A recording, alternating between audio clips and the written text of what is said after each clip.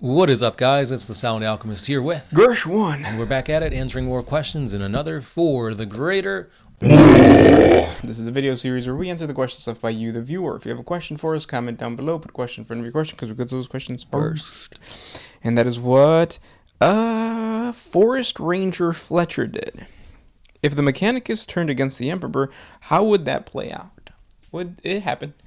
Yeah. So during the Horus Heresy, the Adeptus Mechanicus basically said, yeah, we're going to turn against the Emperor and side with Horus. Isn't it like half of them, though? So that's the thing. Like, the Fabricator General of Mars and Mars itself, that's like the Pope, like the, right. The Vatican going against God. Yeah, basically. Yeah. So yes, that did happen. So that order was given to all Forge Worlds, and obviously, like, there's still a lot of independence within the different priesthoods and the Forge Worlds. So I don't know if it's half, but like a portion of them was like, no, we're not going to do that. Yeah, because they formed bonds with the Imperium. They formed bonds with a lot of the expeditionary fleets.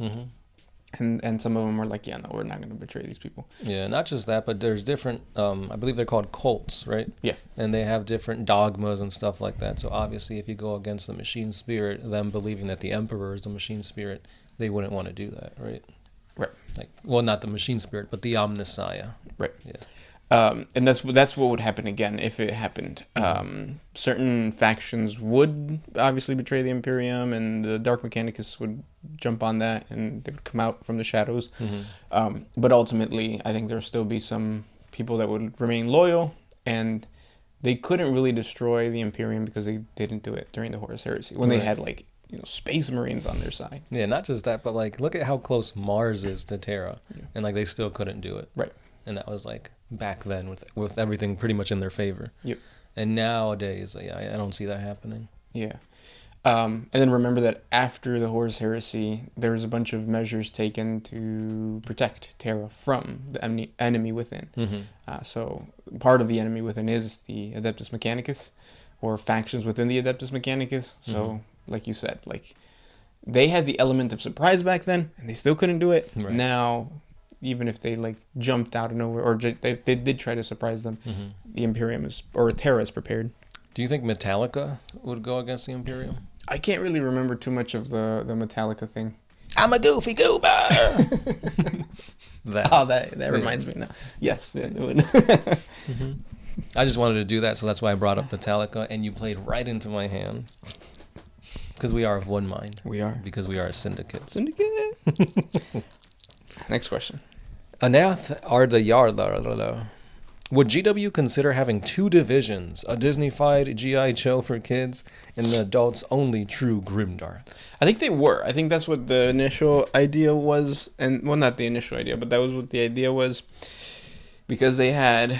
Was it Warhammer for Kids? What's it called? Yep, like the Warhammer Adventures, and they had all that kind of thing. Simultaneously, they had Blanchitsu, what was it, like, it was a feature within the White Dwarves, and they were really like highlighting that aspect of the hobby too, and they were both together.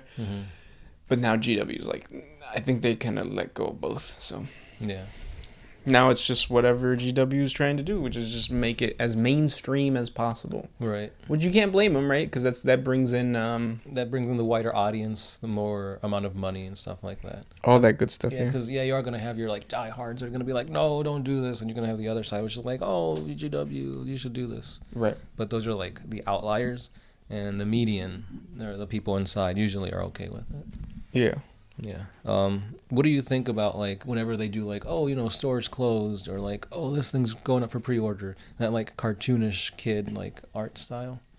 Oh yeah, I don't particularly like that, but then again, it's been part of the hobby for a while. Because I remember when we first started, there was a lot of artists creating fan art that it was very childish, or not childish, but like very cartoonish, or tame, I guess you could say. Yeah, and I mean that's just the art direction. Yeah. Yeah. So, what do you think of it? It's okay. I mean, like if a kid's scrolling on Facebook and they see something like that, I mean, yeah. Obviously you're not going to have a Demon Kulaba saying the store is closed. Yeah, that's true. I've never really even thought of how, because like what would a person who doesn't know about 40K react if they did see like different pieces of art? Yeah. Because I've seen like the reaction videos of the kids or whatever it may be reacting to like Astartes, and like I wish I had that. I wish I could go back to not knowing about 40K to experience 40K again and see what I would think. Yeah. Because now it's just like this is an everyday thing. So Right. It's nothing special. But yeah, I think how you introduce somebody to 40K really is gonna change their perception. Because I'm making a video right now, and I'm like halfway through the script on the novels, because I feel like that is one of the biggest things that people are like drawn into 40K because of the lore. So they jump into the novels instead of going into the miniature game, and it's like, well, I've read all of the Horus Heresy, but I've never even picked up a mini. Yeah. So it's like that's how I know about 40K. So it's like that's a different aspect that like some players who've never read a book can't experience. Right. Right, because it's like, oh, I'm playing Gilliman, and you know who Gilliman is and whatnot, but you don't know the exact mannerisms that he has, the decisions he had to make, and stuff like that. So. Right. Yeah, that's important too. Next question comes from Mr. Snazzy Socks Cola. Do Kroot eat Tau? If not, why not?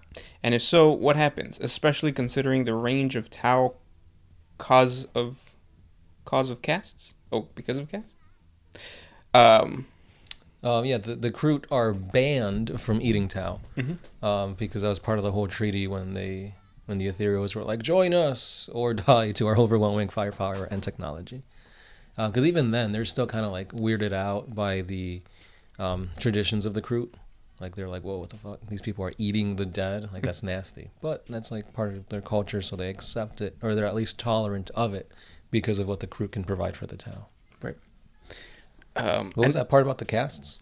I think it's just probably because like there's different castes, so different castes would probably taste different. I don't know. Probably. But no, I was thinking about it now. If the Kroot were to eat the Tau, what aspects would they want to gain? Like Tau have bad eyesight. Yeah, they have bad eyesight. They have hooves.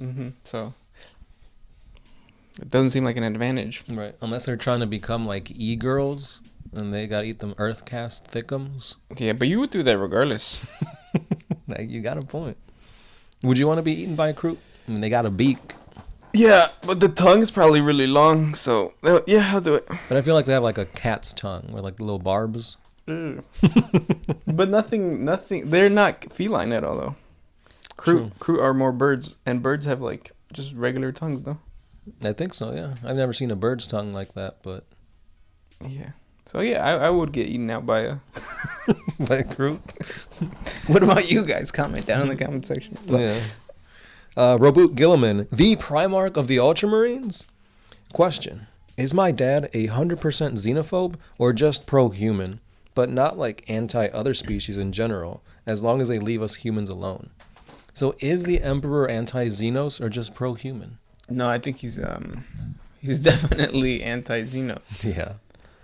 And I think the main reason for that is because if you have a unified multi-species, I guess, empire, that would not go against his plans of having a self-running human empire. Because again, you're mixing cultures, you're mixing species, you're mixing thoughts and ideologies and stuff like that, and he didn't want that.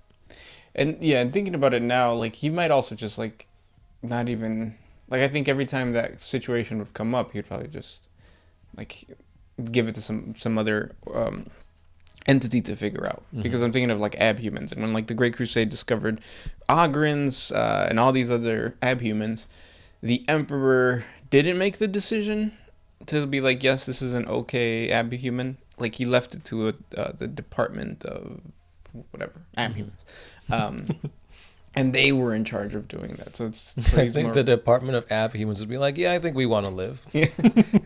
No, but there's like isn't it like an officio something or another that deals with this xenology and shit like that. And the list of abhumans back during the Great Crusade was long, but now it's down to like I think half a dozen abhumans that are accepted or acceptable. Furries are one of them. Yeah, that's true.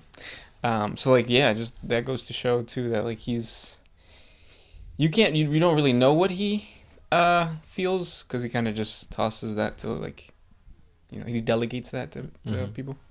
So, I don't know. Yeah. Because the Emperor, from like what we know in the lore and like stuff like that, is vastly different than the Emperor in text to speech. Yeah. He puts it out there. He lets you know. Mm-hmm.